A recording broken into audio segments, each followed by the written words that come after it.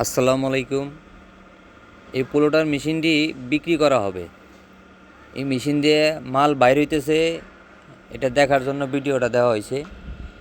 এটা একদম সচল মেশিন, কোনো সমস্যা নেই। মেশিন এটা দিয়ে মাল যে বের হইতেছে এটার সমস্ত ভিডিওটা দেওয়া আছে।